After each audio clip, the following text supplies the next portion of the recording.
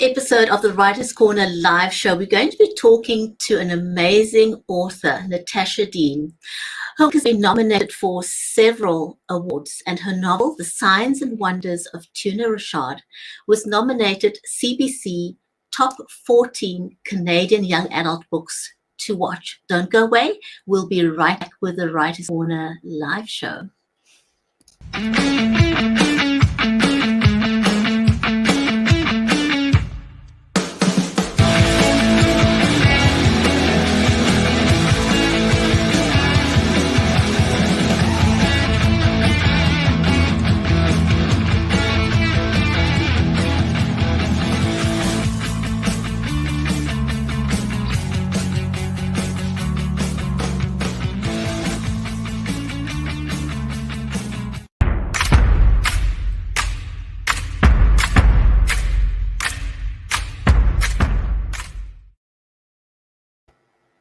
If you've just joined us, you're watching the Writers' Corner live show.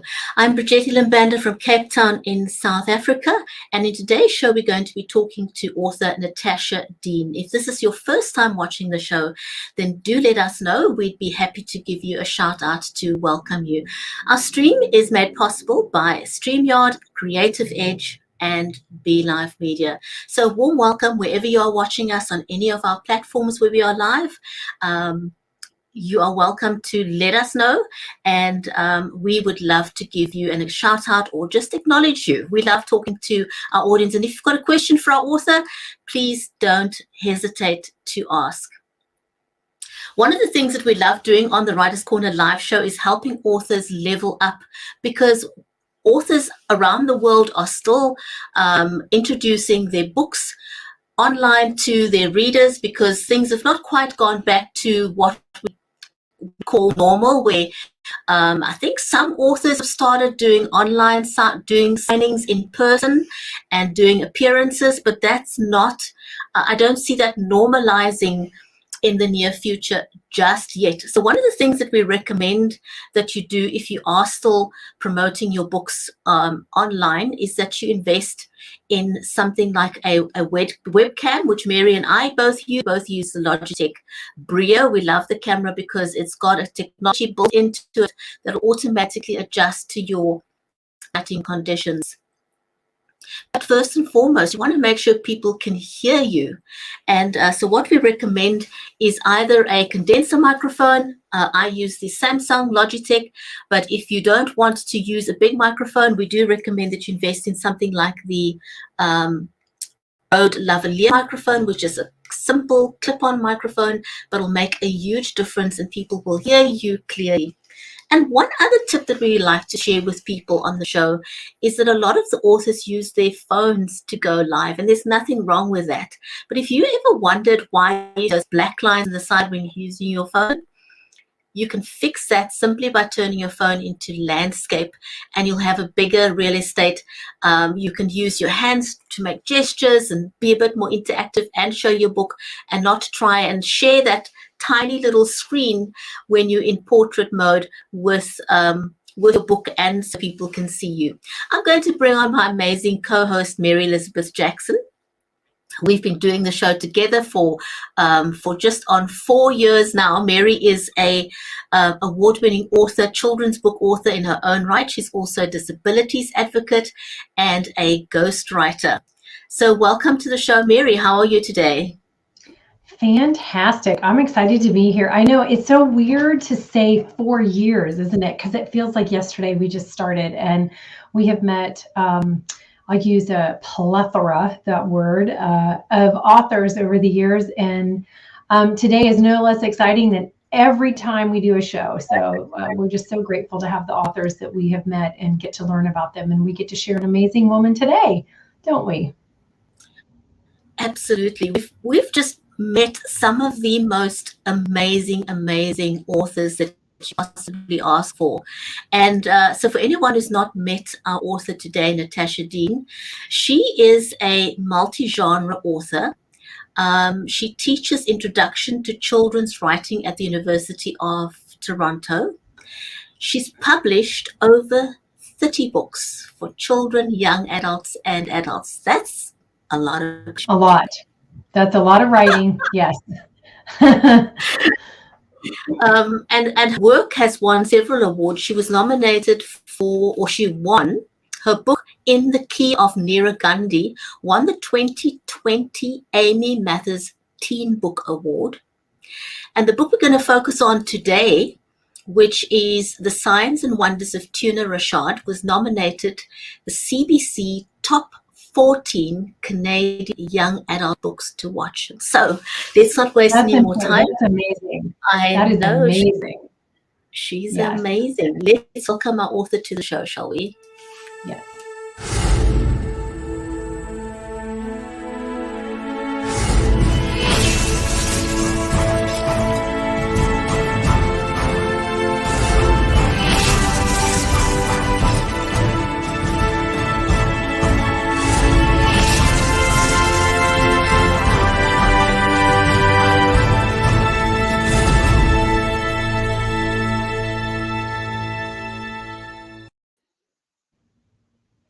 Wow, what a great introduction. I think I want to like record, keep that in my back pocket when the writing gets rough. Just be like, oh no, I remember what was said. Yeah, that's right. That's right. Because we need that motivation sometimes when things are kind of in a lull, or we are feeling kind of down, or yeah, we do need that motivation. So you got the video now, Natasha. It's mine, man. It's mine. That's right. Thank you both for having me here. I'm so excited to be here. No, we're so glad It's you're an here. We just absolute can't wait. pleasure. Oh my goodness. We just, I never get tired. Even after 4 years, we meet so many phenomenal authors from around the globe. For anyone who doesn't know, Mary and I have been doing the show together for 4 years, and we've never met in person, but we're the best of friends, Yeah. So you really, this medium is just phenomenal because, you literally feel like you're sitting around the table. It's you just having a casual chat, and I know a lot of people are averse to the whole idea of appearing on camera, and it looks like you talk to an inanimate object, but once you get into this, it just feels so natural and normal. And I'm just sort of wanting to say to people, just jump onto camera. It's so much more intimate than just voice. Yeah, it's really nice. And you're right above me in Canada, and Brigetti is in South Africa, and I'm in the States. So we are definitely global. And we have people who watch us from all over the world. It's really amazing. We know authors that are sprinkled all over the planet. And, it's interesting to be on this journey together. It really is an interesting journey. And we're all trying to do the same thing, write a great book, put great words out there, help people, inspire people, motivate people, so sharing is very important, isn't it? Because we hope that you will have some new fans from our audience, and maybe we'll have some new fans from your audience, and it works out great. Yeah, I agree with that. I agree with that completely. So talking about journeys, you said, Mary, Natasha, can you just give us a sort of a short, abbreviated version of your journey into becoming an author? Did you just one day wake up and decide you're going to write? How that worked out for you? So when I was a kid, a lot of us want to be writers. And I read Gordon Corman's This Can't Be Happening at McDonald Hall. And in the author bio, it said that he had published his book when he was 13. And I thought, oh my gosh, this is amazing. So I asked the teachers and the librarians and, my folks, like, how do you do this? And no one had an answer. So I thought perhaps that being an author was a little bit like winning the lottery, and so I set that down for a very, very long time and sort of went into sort of, grown up things. I'm going to be a lawyer. I'm going to be a psychologist. And it was during school that university started writing to sort of keep my sanity. And what happened was I read a really terrible book. Like, it was just horrendous. And I remember thinking to myself, okay, it's one of two things. Right? Either being a professional writer is much, much harder than I think, or this author has no respect for her audience. And then I thought, okay, big mouth, put your money where your mouth is. It's so easy to sit on the sidelines and criticize. And this time, like, 2005, 2006-ish, we had the internet, and I could go and do research and all those kinds of things. And that's what started the journey, was a terrible book. And 15, 20-ish years later, I realized I was right on both counts. Writing is much harder than we ever sort of give it credit for, but also she did not respect her audience. And I feel like that's rule number one of any author, is you respect your audience or go home and don't write that book. That is, yeah, I mean, you just said it all there. It is a very elusive world, because it's sort of like, where do you find a publisher, and how do you learn about this, and how do you know what to do and not get taken for, it's really hard. You need to definitely talk to somebody who's already doing it and get advice from them. And you probably get asked questions all the time, I'm sure. So we want to know more about the book we're discussing today and the character Tuna. So, where did the character come from? Usually it's somebody in our life, for writers, it's great because you can write a story or a scene to work out something that maybe didn't work out in your life. So it's kind of cool to be able to do that. You want to punch somebody in your life as you can punch them in a story, your character can. So can you tell us, like, what inspired this character for you? Well, there was a couple of things that sort of came together. One was the growing welcomeness for their stories and for characters who are not, sort of what we think of as the traditional type of character. There was also a conversation with one of my family members where we were talking about a younger family member who was like super loving, really, really caring about their elders, but also in that caring was kind of, overbearing in how they sort of went about, micromanaging their elders' care and health. And I just thought it was hilarious. I thought it was so funny that this person in their love was sort of making life really difficult for the seniors in their lives. And I thought, wouldn't that be hilarious if, that was a character? And then I thought, actually, the funnier thing is if my character has to deal with this person. And so that's how Robbie, the brother, came about. And then Tuna is trying to deal with Robbie. And really, the whole book is just sort of a celebration of family and Guyanese culture. And Tuna was a lot of fun to write because she is unapologetically herself. She's an aspiring screenwriter. She believes in the Caribbean philosophy that your ancestors watch over you. And so you're always aware of your surroundings because they will send you signs to tell you, hey, I'm looking out for you, I'm protecting you. That thing you're wondering about, like, here's what I think, sort of thing. Like, here's the sign. And so that was really fun to create her. And then also just writing a super funny story. So it was sort of like all those things coming together to create Tuna, who is just trying to ask out her crush, Tristan, and trying to do this all while dealing with her very overbearing but super loving brother, Robbie, who is also dealing with grief because he's just lost his husband. So it's like all those things. And, of course, she's got to do it all before sons, and she moves to Georgia for school. That is amazing. Such a great and interesting storyline, or should I say a relatable storyline for many people. So I want to ask you a question coming from South Africa and Africa, where we have so many diverse cultures. In South Africa, for example, we have 11 official languages, if you can believe that, in one country.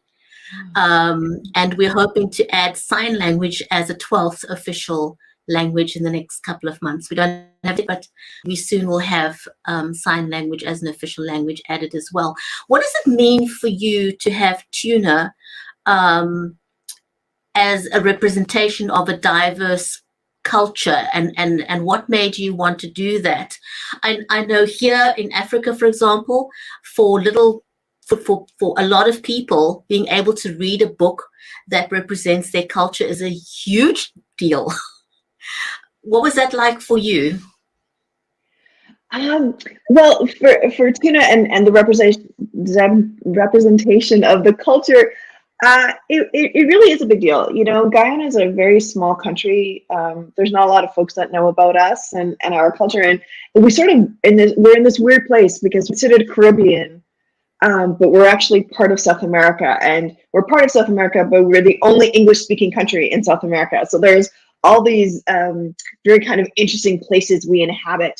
And you know, the idea wasn't just to like celebrate the culture, but I think also for many of us who come from sort of non-Western culture, there's this idea that we can be diverse, but only so diverse, you know, like quietly diverse. And I just kind of wanted to turn up the volume on that, you know, and it's and so that's why I have Tuna, you know, listening for the ancestors and watching for these signs, because that is core of, you know, and part of who she is. And I love the fact that as a character, she doesn't apologize for it. She's science oriented. She loves math. She loves the arts and creative, but this part of who she is, and she's not going to justify or rationalize it to anyone, which sort of puts her in obstacle with both Tristan and Robbie at different points in time. But I really wanted her to be strong and to be powerful, and like I said, and just not sort of like, you know, bow and drop her gaze when these things came up, but to just say, nope, this is it, and this is part of my culture. And you know, from like a personal standpoint too, it's something that I've always been really curious about in terms of like the history and the origin of where this came from. You know, like, was it because we are a culture that was formed from slavery and indentured servitude, and was this a rebelliousness of the ancestors that came before us, who said, you can steal our children, you can steal our spouses, but even in death, you cannot stop the love we have for each other. We will watch out for them. We will, you know, always be there for them. Or was it just a really great way for adults to make sure that the kids were behaving when they weren't in the room, right? Like, oh yeah, no, go ahead, go play. But remember, you know, great aunt so-and-so is watching out. So be aware, and we'll know. She'll tell us if you're misbehaving, you know. And there's a poor kid just being like, oh, okay. You know, that's a good way to keep kids in line. Somebody's watching, you know. And you know, well, we have, what is it over here? It's the elf, right, at Christmas, and it's only that time of year, right? With the shelf on the elf, or elf on the shelf. Sorry, I can't even talk. That's it. Yeah, but you know, I just think it's so amazing, the respect for ancestors that happens in most of the cultures across the globe, that you don't always see in the Western culture. And it's I don't understand it, because the elders hold the wisdom, and you know, they should be the guides for those that are underneath them, you know. So with your Tuna character, do you see yourself in this character, or is it completely fictional? Like, is it like your avatar? Yeah, she is much more confident and what's the word, fierce, than I could ever be. Like, I am perpetually anxious about everything, and you know, and I second guess. No, I don't. I second, third, 100th guess everything I say and do. You know, and she on the island is just like, nope, this is what I want. This is what I'm going to go for. I mean, she's going to ask out Tristan. I never had the courage to ask out anyone. So in a lot of ways, yeah, she is totally my fantasy person, where I'm like, well, maybe if I'm really lucky, when I grow up, I can be like her, you know? That is the beauty of writing, isn't it? Absolutely. So when you look at Tuna as a character, what do you hope your readers would walk away with from the story? Oh, that's a great question. And I have sort of like two answers to that, because on the one hand, I don't ever really have a core intention of what I want people to walk away from, because, and I think this is sort of like the magic of what a story is, right? Like I can give everybody in the world a copy of Tuna, and so they will all have the same book, but no one's going to read the same story, because at the moment in time we start reading a story, our hopes, our dreams, our past, like all of it comes in, and it filters in, and it colors these stories. So all of a sudden the story I've written is not necessarily the story you're reading. So I'm writing a story saying, oh, this is a cat, and someone else is going to read that story and go, no, no, no, this is an elephant, and someone else says, oh, no, no, no, this is a tiger. So on the one hand, I really just want to create a space where readers can come to it at whatever level and take from it whatever they want. But if I had to choose something, I would want, I think, it to be that different is beautiful. You know, like who we are as individuals. It's our quirks, our eccentricities, the unique ways that make the world better and more interesting. You know, and whenever I do school visits, I always talk about that with kids. Like, yeah, you know, like if you wanna walk into a garden that has nothing but red roses, like that is beautiful. But walk into a garden that has different colored roses and buttercups and daffodils, and all of a sudden, like, that's a garden, right? So our different ways of coming to the world are just glorious and beautiful. And I hope in the same way that people, you know, love Tuna because of her individuality, that also gives them the strength and space to also embrace their own individuality. And do we need that more than ever right now, right? Embracing who we are, but being okay with who everybody else is as well is so, so very vitally important. Otherwise, you know, we'd have one spice on the planet, right? We just have pepper, or we just have salt, or we just have turmeric. And well, some people can't handle turmeric all the time, but you know what I mean? I love turmeric, but I mean, know what you mean, right? Yeah, so it's the same way with people. And we would love for you to read from the book, so we can give our audience a little bit of taste, and then, you know, they're going to just have to go get it because it's going to be so amazing. So, all right, so I'm going to read where Tuna and Robbie meet up for the first time. And so Robbie has shown up at the door of the house, and Tuna doesn't want to let him in. And so Robbie says, Tuna, you ninny, open up. How do you know it's me on the other side? Because Mom and Dad would have opened the door by now. No, you're the worst brother in the world. I'm not surrendering to whatever weird thing you're going to make us eat tonight. Look at the video monitor. On my screen to the left, he shifts towards the camera. I open the door and take hold of the cake box. You're still the worst brother in existence, but you may enter. He grins and steps inside. Backward, I shove him out the door. Tuna, don't be stupid-stitious. Robbie, respect the rules of the house. He grins, but steps backwards into the house, then spins and smiles at me. The worst, the very worst thing about my brother, the tyrant, aka Robbie Hosea Rashad, is how very, very much I love and adore him. Robbie wraps me in a tight hug, and typical sibling puts just enough pressure into it that I'm certain I can hear the faint crackling of hairline fractures forming across my ribs. And then so they sort of have this quick conversation where Tuna is hammering him about the way he's dressing, you know, and then they move into the kitchen, and he says to her, like, you know, go open it up, open the box, and she says, she takes the box into the kitchen and she says, what kind of cake? And he says, look. There's a lift in his words. And from 18 years of being his sister, I know it's going to be a very good cake, or he's put some Nimrod prank into it. I set the box on the countertop and lift the pink lid with cautious fingers. When nothing jumps out at me, I lift it the rest of the way. Inside is a cake decorated with a tuna fish swimming underwater.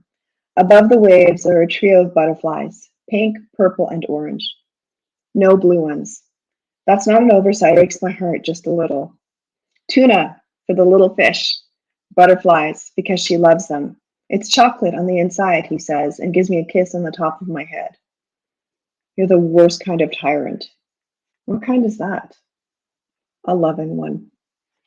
And so I share that scene because it sets up the conflict, right? It's really easy for us to stand strong against people that we don't necessarily like, or we just, it's much harder to stand up and give the hard truths to the people that we love and we respect and we look up to. And that's what Tuna's going to have to do if she's going to help Robbie deal with his grief over losing his husband. Wow. That is amazing. Just absolutely love that. Natasha, tell us a little bit about the cover. How did you come up with that cover? It's a beautiful cover. Oh my gosh, can I just do a shout out? This is the Running Kids design team, who I love and adore because they come up with the most beautiful covers. And this was all them, you know. We talked about Tuna and her love of butterflies and how butterflies are sort of like this magical realism within the scope of the story, right? Are the ancestors sending it to her, or is she just looking for butterflies and taking meaning from the world? And they were like, "Oh, okay. Well, what do you think about this?" And I was like, "I think I'm going to sleep with this at night and just cuddle it like a bear." That's what I think. But yeah, it was all their gloriousness, nothing to do with me. I wish.